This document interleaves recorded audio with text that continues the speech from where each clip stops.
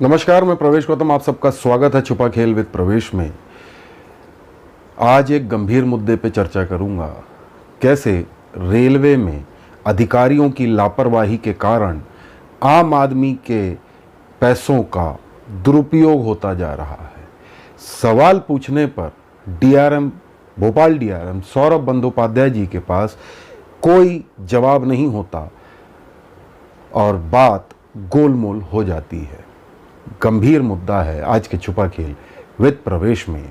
एक विशेष निवेदन है, यदि आपने हमारा चैनल अभी तक सब्सक्राइब नहीं किया है तो प्लीज़ कर लें। आपके इस छोटे से प्रयास से हमारा मनोबल बढ़ता है। देखते रहिए छुपा खेल विद प्रवेश।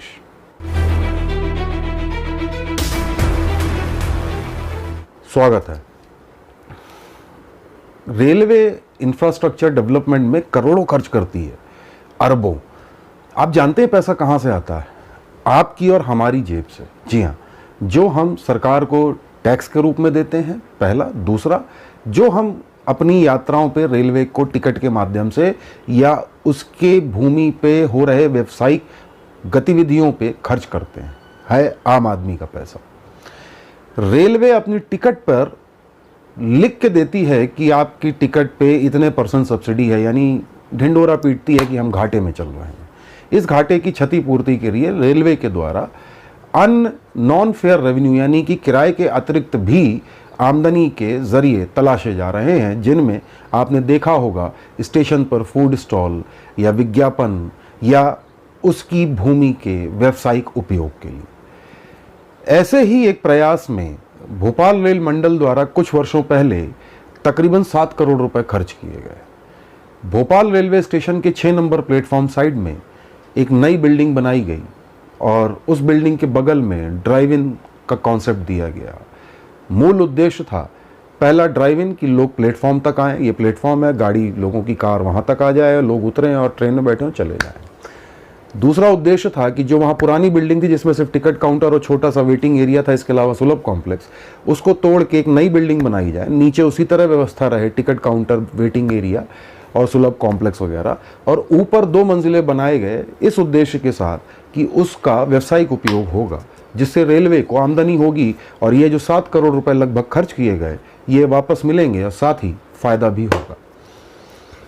2019 में सांसद महोदया ने इसका लोकार्पण किया बिल्डिंग का। रेलवे ने जोरों से दावा किया कि इससे हम नई नई चीज़ें लाएंगे, नए तरीके के वेटिंग रूम लाएंगे और भी व्यावसायिक गतिविधियां होंगी, रेलवे को राजस्व की आमदनी होगी और यात्रियों सहित आम जन को सुविधा मिलेगी।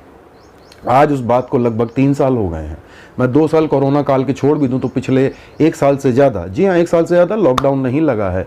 रेलवे के प्रयास क्या थे इस बिल्डिंग के ऑक्यूपेंसी के लिए? मैंने यही सवाल भोपाल रेल मंडल के डीआरएम सौरभ बंदोपाध्याय जी से उनकी एक प्रेस कॉन्फ्रेंस में पूछा कि भोपाल स्टेशन पे 6 नंबर पे जो बिल्डिंग बनी है उसका ऑक्यूपेंसी रेट क्या है, यानी कितना उठ गई है किराए पे, कितना आ रहा है, कितनी खाली है। स्वाभाविक सी बात है, आपने 10 कमरे बनाए हैं, 9 कमरे किराए पे उठ गए तो 90% ऑक्यूपेंसी रेट है। भोपाल डीआरएम के पास इसका कोई जवाब नहीं था। उन्होंने इस सवाल को गोलमोल तरीके से जवाब दिया कि हमारा फुटफॉल अब प्री कोविड लेवल पे आ गया। तो सब जानते हैं फुटफॉल का मतलब कि यात्रियों की जो संख्या है, जो लोगों का आवागमन था स्टेशन पे, उसकी संख्या अब कोविड काल के पहले के बराबर लगभग आ गई है। मेरा सवाल था ऑक्यूपेंसी रेट, जिसका जवाब उनके पास नहीं था। फिर मैंने भी ये ज़रूर पूछा कि जो 7 करोड़ रुपए खर्च हुए इसका रिटर्न्स ऑन इन्वेस्टमेंट, यानी कि कोई भी निवेश भारतीय रेलवे या कोई भी संस्थान या कोई भी व्यक्ति करता है तो उसका एक कैलकुलेशन होता है कि मैं आज इस पे यदि 10 कमरे बना रहा हूँ तो ये 10 कमरे किराए पर उठेंगे, हर महीने इतना किराया आएगा, तो 2 साल में मेरी जो लागत है निर्माण की वो वापस आ जाएगी, उसके बाद मुनाफा। मैंने यही पूछ लिया कि रिटर्न्स ऑन इन्वेस्टमेंट क्या है, ROI आप बता सकते हैं? भोपाल डीआरएम सौरभ बंदोपाध्याय जी के पास इसका जवाब नहीं था। क्यों नहीं था? शायद उन्होंने कभी ध्यान दिया नहीं। पर घूम फिर के एक बात आई कि IRCTC को दिया है, IRCTC इसको किराए पे चढ़ाएगा या इसका व्यावसायिक उपयोग करवाएगा। बहरहाल भोपाल रेल मंडल के डीआरएम सौरभ बंदोपाध्याय जी ने एक बात जरूर बोली कि railway is not for making profit. Railway कोई भी काम जो है प्रॉफिट के लिए नहीं करता। हालांकि उनके इस जवाब से मैं इत्तेफाक नहीं रखता, आप रखते हो तो आपकी राय ज़रूर हो सकती है, क्योंकि रेलवे जब भी NFR की बात करता है, रेवेन्यू की बात करता है, रेवेन्यू मतलब आमदनी की बात होती है। आमदनी तभी होगी जब मुनाफा होगा, अन्यथा घाटे में तो कोई काम करेगा नहीं। रेलवे यही सोचता है कि 10 रुपये लगा रहे हैं तो 12 रुपये तो मिले। इसी रेलवे क्या, हर विभाग वही सोचता। पर भोपाल रेल मंडल के डीआरएम सौरभ बंदोपाध्याय जी के पास जवाब नहीं था। उनका कार्यकाल लगभग 1 साल से ज़्यादा हो गया है, मेरी जानकारी के अनुसार लगभग 15 महीने का। लेकिन इन 15 महीनों में मेरे सूत्रों से जब मैंने पता किया कि भोपाल रेल मंडल के डीआरएम सौरभ बंदोपाध्याय जी ने इस बिल्डिंग की ऑक्यूपेंसी के लिए, जिससे किराया आ सके, रेलवे को आमदनी मिल सके, जो 7 करोड़ रुपए खर्च किए हैं उसका कुछ तो रिटर्न्स आए, क्या प्रयास किया गया? पता चला कोई प्रयास नहीं किया गया। वहीं जब आईआरसीटीसी के सूत्रों से मेरी बात हुई, ऑन रिकॉर्ड तो किसी ने कुछ नहीं बोला, ऑफ रिकॉर्ड जरूर यह बताया कि प्रयास किए जा रहे हैं लेकिन बहुत ज़्यादा रिस्पांस नहीं मिल रहा। क्यों नहीं मिल रहा है उसका सबसे बड़ा कारण है रेलवे की प्लानिंग में कमी। रेलवे ने उस बिल्डिंग को बनाते वक्त, पैसे खर्च करते वक्त यह नहीं सोचा कि वहाँ पर कितनी बिजनेस अपॉर्चुनिटी है और क्या रेट होना चाहिए किराए का या लीज अमाउंट का, जिससे कि रिटर्न्स आए। वो प्लानिंग प्रॉपर नहीं थी, यानी कि ये बिल्डिंग पिछले 3 सालों से खाली पड़ी है। आप देख भी रहे हैं, नीचे ज़रूर टिकट काउंटर है और एक कॉमन वेटिंग एरिया, तो वहाँ लोग दिखेंगे, कुत्ते घूमते हुए दिख जाएंगे। फर्स्ट फ्लोर पे जाएंगे तो सिर्फ एक वेटिंग रूम मिलेगा अपर क्लास, जिसकी जो चार्जेबल बेसिस पे है, 5 रुपये 10 रुपये। हमारे सूत्रों ने बताया कि कई बार इस वेटिंग रूम के एसी भी नहीं चलते। इस वेटिंग रूम को चलाने वाले ठेकेदार भी परेशान हैं कि फुटफॉल ज़्यादा नहीं है, नुकसान में काम कर रहे हैं। बहरहाल ये उनका बिजनेस है, मैं उस पर तो नहीं जाऊंगा।